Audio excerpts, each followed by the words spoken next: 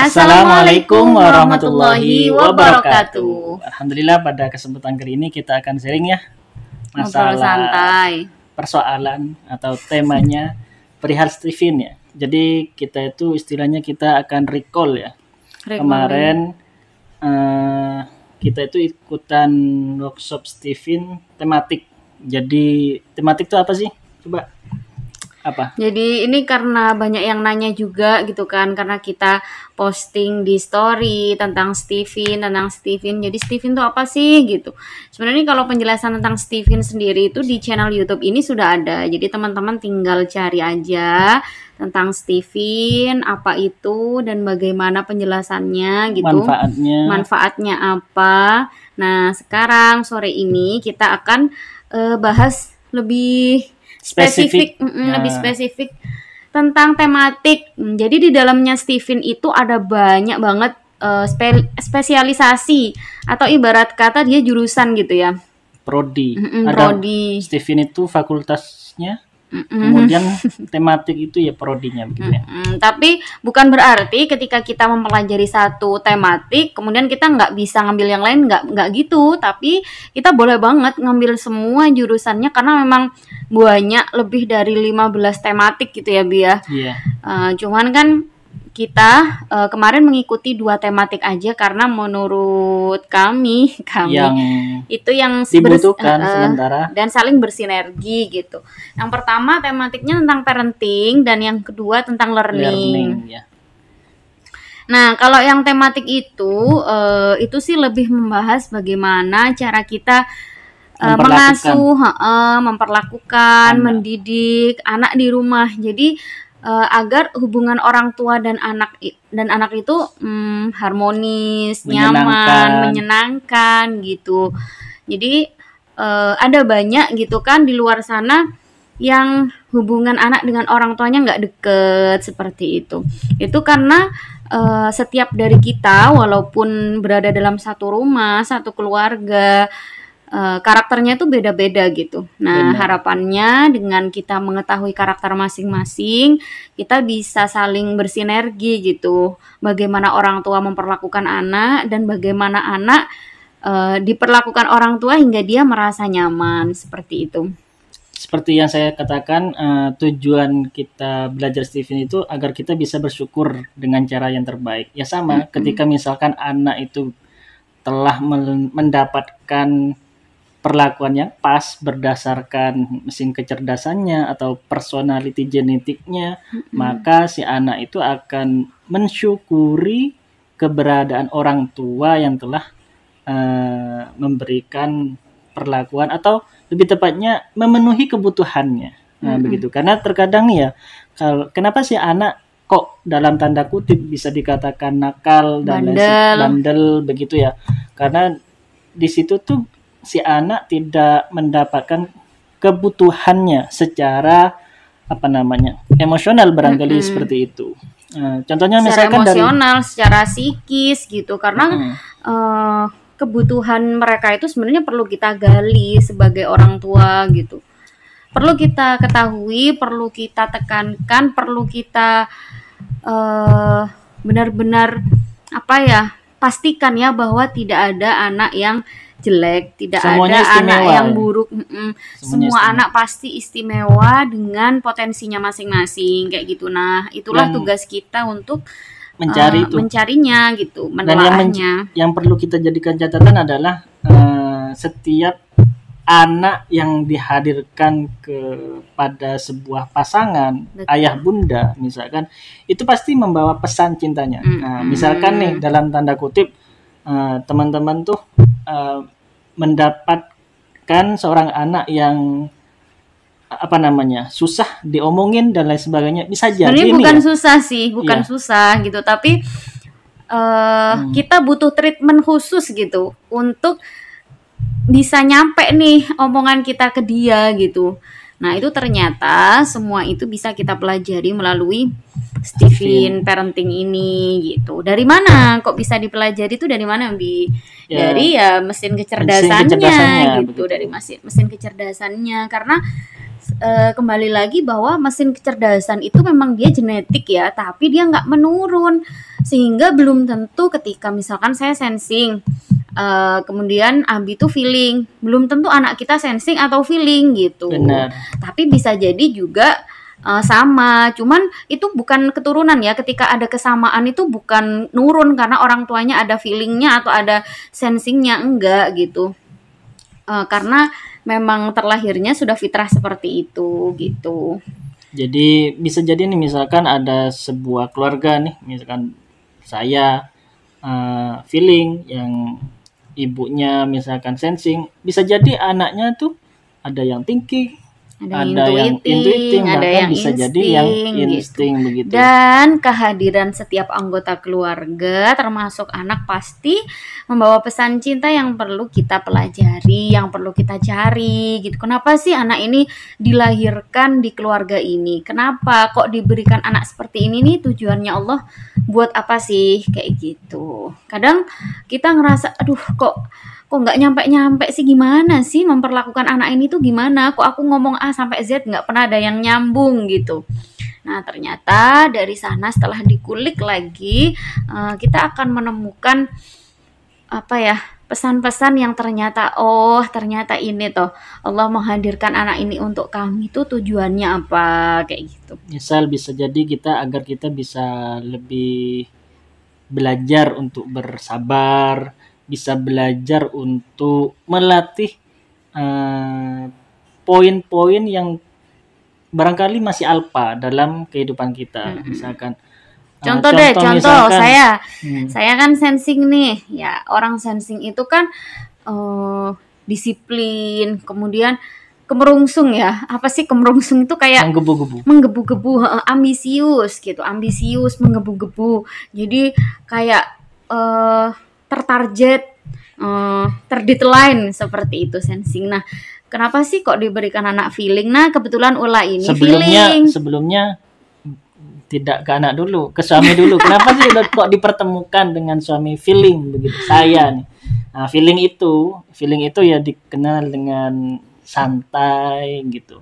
Terus ya penuh tidak cinta, teratur. Pokoknya kita itu seolah-olah bertolak belakang. Bertolak belakang banget. Dulu ketika kita belum belajar ini tuh, saya yang dominan orangnya disiplin, kemudian cak-cek gitu ya, cak-cek ngerjain apa-apa, cak-cek ngelihat orang feeling yang cuman tiduran, leha-leha, kemudian santai, nanti aja, besok aja. Itu tuh menurut saya hidup tuh nggak gini banget gitu loh. Hidup tuh nggak gini banget. Itu menurut saya kayak orang nggak punya semangat hidup gitu loh, kayak gitu. Ya sama, sebaliknya juga. Orang feeling melihat hidup itu nggak gitu banget.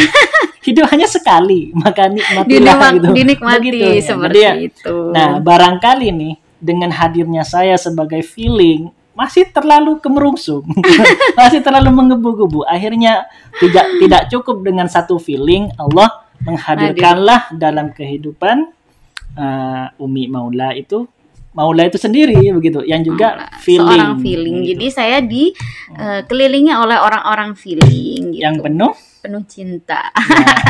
Jadi orang feeling itu memang karena feeling ya, kecerdasannya perasaan gitu kan, perasaan. Jadi mereka tuh memang mudah tersentuh hatinya, lembut kayak gitu. Jadi mungkin dengan jiwa saya yang ambisius, kemudian menggebu-gebu, ada kalanya saya butuh mereka untuk meredam itu, seperti itu. Jadi untuk meredam ambisi saya yang mungkin ini kalau mobil gasnya, saya remnya. Gitu. Nah, remnya nggak butuh, nggak cukup 1-2 remnya. Gitu. Iya kayak gitu. Jadi semua yang hadir dalam hidup kita itu pasti ada pesan kebaikan dari Allah, seperti itu. Nah kembali lagi ke parenting nih Bi. Kembali lagi ke Stephen parenting ya. Sebenarnya kalau mau dibahas juga panjang lebar ya teman-teman ya. Cuman di sini kami akan langsung memberikan contoh real gitu. Siapa ya kita dan anak kita gitu. Jadi saya kan sensing nih, Abi feeling. Nah, dalam Stephen parenting itu dijelaskan bahwa dalam sebuah keluarga kita itu butuh yang namanya parent leader ya, Bi. Parent leader itu apa sih, Bi? Parent leader itu misalkan begini teman-teman. dalam sebuah keluarga itu kita penting menunjuk kurikulum parentingnya itu kurikulum desain ya. Desain perlakuan terhadap anak itu akan didominasi siapa atau akan namanya juga leader akan dipimpin siapa? Dipimpin sensing kah, dipimpin feeling kah?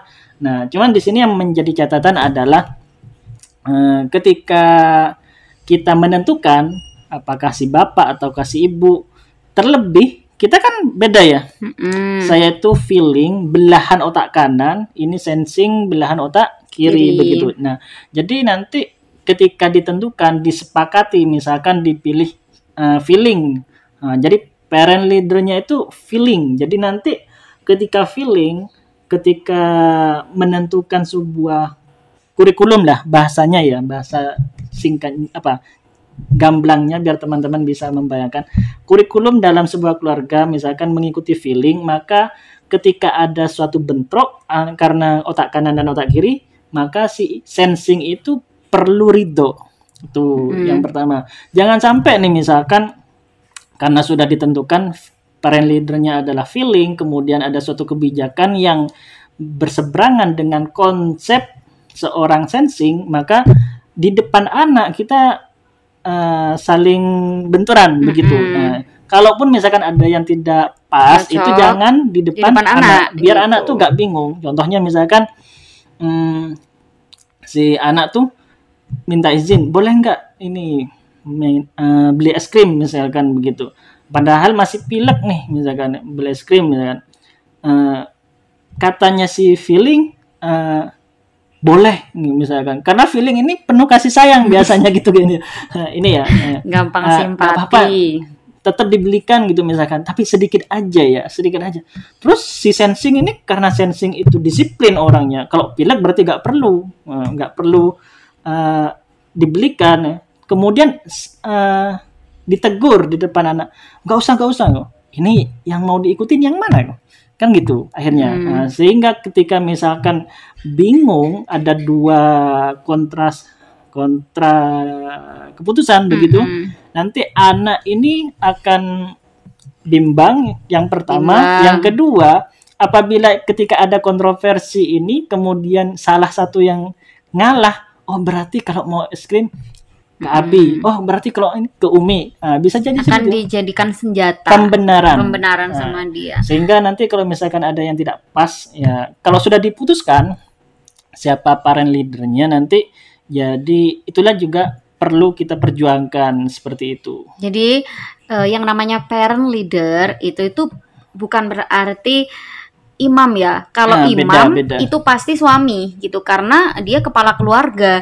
Tapi kalau parent leader ini dimusyawarahkan teman-teman. Jadi nggak melulu parent leader wajib laki-laki karena dia imam. Enggak seperti itu. Kita juga mempertimbangkan yang pertama siapa yang lebih banyak waktunya membersamai anak gitu. Karena bisa jadi misalkan suami kita pekerja kantoran atau kerja di luar, maka beliau kan secara waktu dia nggak lebih banyak bersama anak daripada istrinya gitu. Jadi dipertimbangkan lagi, dicari plus minusnya, kelebihan kekurangannya apa. Kalau misalkan ayah yang jadi parent leader bagaimana, kemudian ibu yang jadi parent leader itu bagaimana, tentunya ini dipertimbangkan sesuai MK ya kan. Kita kan sudah tahu nih MK masing-masing, kemudian MK anak seperti apa. Nah, dengan kelebihan dan kekurangan MK kita sebagai orang tua masing-masing itu dipertimbangkan. Kalau misalkan sensing yang jadi parent leadernya nanti anaknya bagaimana, kalau feeling bagaimana, seperti itu perlu dipertimbangkan. Jadi dimusyawarahkan hingga diputuskan siapa parent leadernya. Betul kata Abi tadi bahwa ketika parent leader ini memberikan keputusan atau kebijakan di depan anak maka pasangannya tuh perlu ridho gitu. Perlu ridho dengan apapun karakter si parent leader ini gitu. Memang misalkan nih ya, ada kurikulum atau mungkin ada secara praktek yang mungkin itu salah misalkan, atau kurang, atau mungkin perlu dibenahi, itu ngomongnya di belakang anak. ya. Jadi kita musyawarah lagi nih, evaluasi. Keputusan kan bukan berarti sudah valid, bisa dievaluasi kok, bisa direvisi. Kita tetap musyawarah, cuman yang di depan anak itu adalah si parent leader kayak gitu. Nah, misalkan nih contoh ya Bi ya. Parent leadernya itu sensing ya. Misalkan parent leadernya sensing. Orang sensing ini kan disiplin, kemudian teratur, detail dia, kemudian rapi seperti itu. Nah, anak kami kebetulan dia feeling. Anak feeling itu dia kan butuh apa ya? Dikasih kelembutan, kasih sayang seperti itu. Kemudian anak feeling ini dia apa ya, kayak butuh untuk di treatment agar disiplin, karena seperti tadi dijelaskan ya bahwa orang feeling itu santai, menikmati hidup, enjoy gitu loh. Nah, bagaimana treatment yang perlu dilakukan parent leader sensing kepada anak feeling? Nah, caranya adalah orang sensing atau orang tua sensing atau parent leader sensing itu cara untuk mentreatment anak feeling adalah dengan memberikan jalan gitu, menunjukkan jalan, membuka jalan untuk dia agar dia bisa menguatkan potensinya sampai berhasil gitu. Contoh nih ya, kalau misalkan anak itu pengen ikutan les renang. Nah, misalkan pengen ikutan les renang aku Mi gitu. Nah, si parent leader sensing ini tuh perlu nih survei ke beberapa mentor renang gitu. Mentor renang, kalau ini mentor A. Nah, sebelum dilanjutkan itu ya perihalan. Penting buat catatan teman-teman. Orang feeling itu pandai ngomong ya. Banyak ide gitu, maksudnya pandai ngomong karena mereka banyak keinginan. Jadi pengen renang hari ini, besok pengen ikut tari, besok lagi pengen ikut kiroah misalkan. Nah, di sini fungsinya si Umi sensing ini adalah membuka jalan. Jalannya di antara mencarikan itu ketika si feeling itu bisa bicara, berani bicara, maka diupayakanlah pembicaraan itu dipertanggungjawabkan. Caranya yaitu lanjut. Karena orang feeling itu mereka tuh banyak keinginan, banyak ngomong tapi nggak mau praktek. Intinya seperti itu. Jadi dia tuh malas gerak lah ya. Mager gitu loh. Orang feeling tuh mager. Nah, kebetulan orang sensing ini kekuatannya kan otot nih, dikasih energi berlebih sama Allah gitu kan ya. Makanya salah satu treatment parent leader sensing itu ya itu tadi, membukakan jalan. Oh, anakku pengen les renang, maka yang perlu aku lakukan adalah ini nih, maksudnya keluar tuh kita survei ke mentor A kayak gini, mentor B seperti ini, mentor C seperti ini, sampai ke 5 mentor. Capek kan? Ya capek memang ya, lelah gitu loh. Tapi bagi sensing itu karena dia ototnya berlebih, energinya berlebih yang perlu disalurkan, maka it's okay gitu. It's totally fine.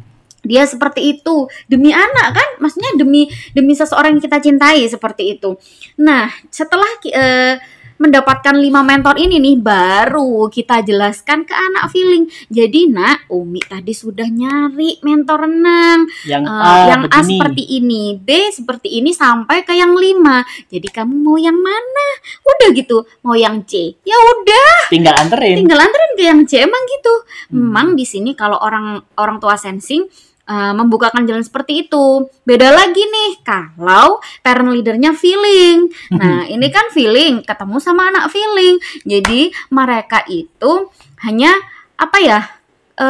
menambah potensi, karena mereka sudah cocok satu karakter gitu, satu karakter. Jangankan ngomong ya, ngedip aja itu sudah ngerti anak gitu, karena mereka sudah satu karakter, satu frekuensi gitu. Nggak usah ngomong nak ting gitu aja.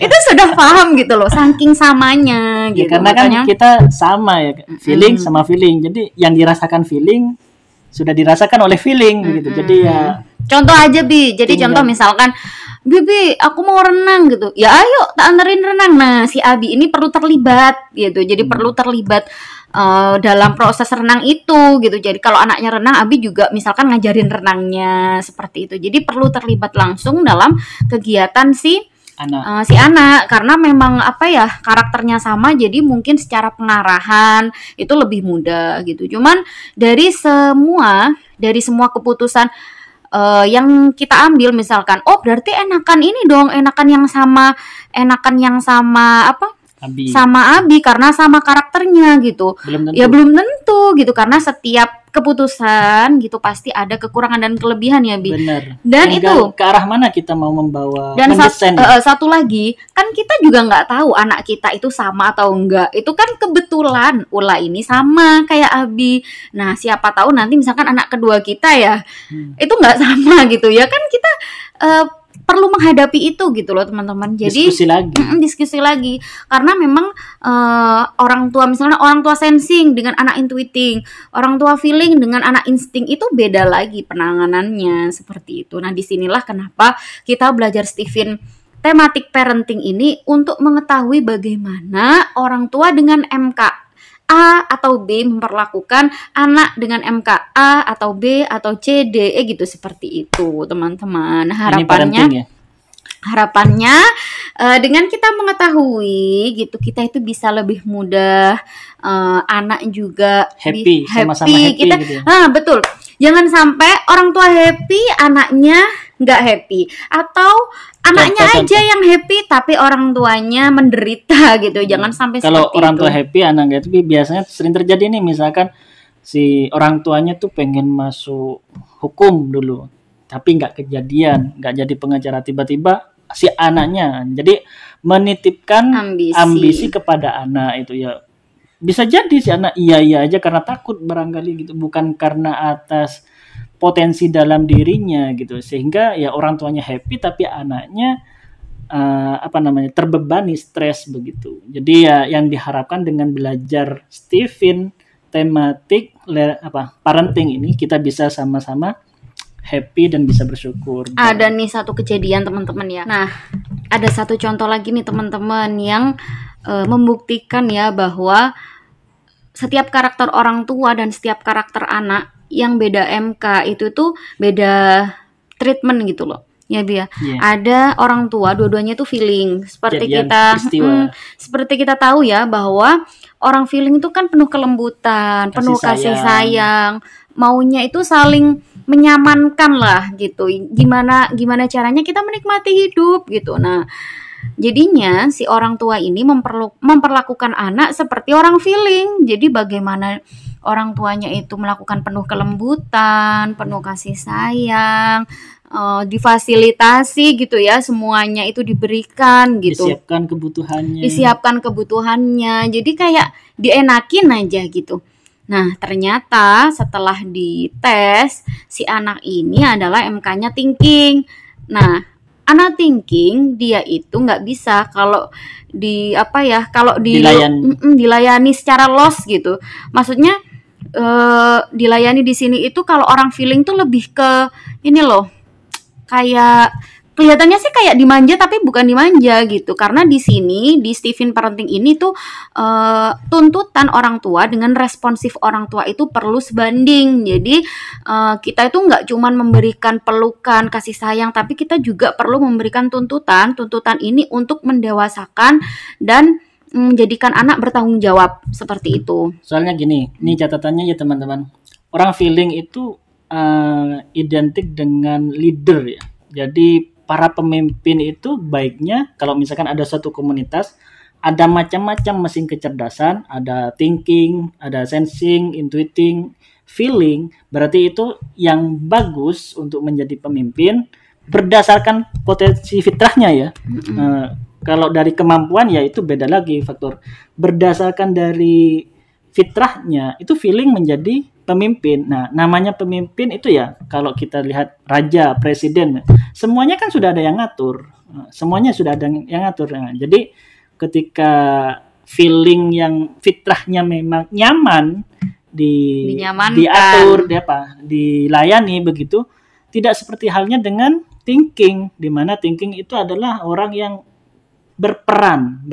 Nah, sehingga ketika dia itu fitrahnya perlu berperan, tapi semua apa-apa sudah dilengkapin, misalkan mau sekolah seragamnya sudah disiapin, makanannya juga disediain, bahkan bisa jadi disuapin misalkan seperti itu tuh, maka emosionalnya untuk ego untuk melakukan sesuatu, berperannya itu tidak tersalurkan. Jadi anak thinking itu seperti chemistry-nya tinggi itu kan tahta ya. Tahta di sini itu adalah sesuatu peran atau tanggung jawab gitu loh. Jadi ketika kita memiliki anak thinking, kita perlu memberikan tanggung jawab kepada dia. Bukan tanggung jawab yang tugas berat, enggak gitu. Sesuai dengan usianya, tahapan usianya. Misal nih anak SD atau mungkin SD lah ya, diberikan tanggung jawab untuk misalkan dia pengen yang namanya hewan piaraan di rumah, beri aja tanggung jawab, oke Umi belikan hewan piaraan, tapi kamu perlu tanggung jawab untuk memberi makan 1 hari 3 kali, jam segini, kamu bersedia. Jika dia bersedia, itu termasuk salah satu peran dan tanggung jawab dia. Nah, si orang tua feeling ini tidak memberikan tanggung jawab, tidak memberikan peran yang membuat egonya dia terpuaskan gitu. Karena orang thinking itu, enggak orang thinking sih, semua orang dengan mesin kecerdasan masing-masing, kalau egonya tidak terpuaskan, itu akan sangat mengganggu dirinya gitu. Pasti akan membuat dirinya itu berontak suatu hari nanti. Nah, ini kejadian benar. Jadi karena memang orang tuanya belum tes, anak-anaknya juga belum dites, akhirnya si anak ini dimasukkan ke pesantren lah gitu. Dimasukkan ke pesantren karena mungkin didikan di rumahnya dari kecil dia itu dinyamankan ya. Jadinya di pesantren dia itu juga santai gitu karena sudah biasa dinyamankan, dipenuh dengan kelembutan dan sebagainya. Akhirnya dia istilah kata mengambil peran. Enggak gitu Bi. Istilah kata di sana dia kayak terasingkan gitu loh, kayak dia itu karena dia santai-santai, mungkin dia jadinya nggak mau ngerjakan tugas, jadinya sama guru dan temannya dia seperti tanda kutip lah ya, mungkin tidak diterima keberadaannya seperti itu. Akhirnya dia berontak kan, jiwa thinkingnya dia itu minta dipertanggungjawabkan. Akhirnya dia memobilisasi, maksudnya ngajak temennya mengambil peran. Dia kan minta peran, dikasih peran. Akhirnya dia mengambil peran, mengajak 20 temannya untuk bolos, ngapain? Main game gitu. Jadi ya, itu karena kan kebutuhan untuk berperannya tidak diarahkan. Dia itu di situ perannya dia sebagai manajer gitu ya, maksudnya sebagai ketua. Di situ dia sebagai ketua untuk ngajak teman-temannya gerak. Sayangnya tidak diarahkan ke arah yang benar seperti itu. Jiwa dia itu sudah benar di situ sebagai pemimpin gitu, maksudnya di situ perannya benar mengambil tanggung jawab gitu. Tapi pada konteks yang itu tidak pas, tidak sesuai seperti itu. Sehingga ya akhirnya akhir cerita dari anak ini nih yang kemudian dikeluarkan dari pesantren. Begitulah kira-kira teman-teman ya. Ini sudah setelah dikeluarkan baru si orang tua tes lah gitu. Jadi awalnya curcol dan baru ketahuan kalau ternyata seperti itu dan treatmentnya berbeda gitu teman-teman. Jadi kayaknya ini udah lama ya. Ya, ini sudah sekian menit. Dan ini belum bahas learning. Jadi nanti learning akan dibahas di video yang lain ya. Berikutnya gitu ya teman-teman. Jadi itu kira-kira sementara dari kami. Jadi semoga ada manfaatnya ya. Pesennya nih, pesennya ya, kalau teman-teman mau tes sebenarnya kami pertama menyarankan yang tes adalah orang tuanya dulu gitu, karena gimana kita bisa menyelamatkan anak kita kalau kita tidak bisa menyelamatkan diri kita sendiri. Nah, itu kita bisa belajar dari di pesawat itu ya. Kalau kita kekurangan oksigen, misalkan kita bersama anak kita dulu pakai tabung selang itu ya, baru kita masangkan ke anak. Kalau misalkan kita masangkan ke anak belum selesai, kita sudah kehabisan, nggak bisa nafas ya, akhirnya ya si anak juga bisa jadi tidak tertolong gitu. Apakah ibu saja atau ayah saja? Tidak. Lebih baik keduanya gitu. Jadi ketika orang tuanya ini sudah clear nih, bagaimana istri menghadapi suami dan suami menghadapi istri, maka selanjutnya adalah bagaimana kedua orang tua ini bersatu menghadapi anak. Ini juga ketika ada anak yang unik ya, atau mereka Spesial. teman-teman mengatakan nakal, bandel, itu sebenarnya bisa jadi komunikasi antara ayah bundanya itu ada masalah. Contoh misalkan komunikasinya ada yang tidak ini ya, tidak tersalurkan. Terlebih kalau istri itu kan kebutuhan bicaranya 20.000 kata. iya. 20.000 kata. Ya, terus ada nih ayah bunda yang barangkali nih kerjanya itu berjarak begitu, kemudian tidak ada kesempatan ngobrol berdua gitu, jadi emosional kan nggak keluar, bisa sering kali terjadi terlampiaskan ke si anak, akhirnya ya seperti itu, akhirnya anaknya itu menjadi unik. Nah, jadi Itu berdasarkan dari sharing-sharing dulu. guru-guru teman-teman gitu ya, kebanyakan anak yang unik itu karena orang tuanya yang belum clear, belum clear di antara kedua orang tuanya, seperti itu. Makanya Jadi, disarankan yang dulu.